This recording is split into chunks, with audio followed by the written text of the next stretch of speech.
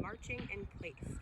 So you will see that when we start doing this move, it's actually easier to go from side to side while you're trying to stay stationary and in the same spot. But again, we're going to be working on those edges, and let's just do it. So we're going to march in place, meaning we are going to stay in the same spot. We are going to work slow, controlled. We are going to bring our knees out in front of us as though we were like puppets, and we are raising those knees up in front of us.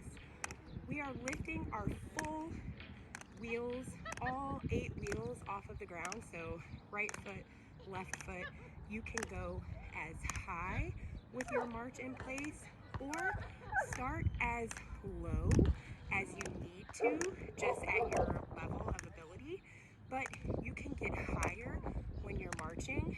You can march and get your knees higher, but remember, keeping them out in front of you and also staying in your square. So remember what that means.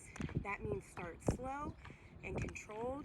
Find your edges on your wheels, dig them in, and stay in that same spot.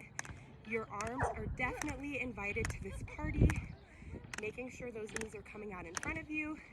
Get your arms involved. You can see my 5-pound wrist weights here.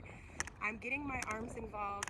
I'm toning my arms while I'm marching in place.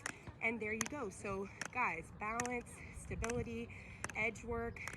We're gonna pick it up and step it up a little bit more on Wednesday, but remember to keep rolling, follow Roller Skate to Liberate, get involved in the challenge, and learn more about human trafficking, and really get involved, guys, if you can.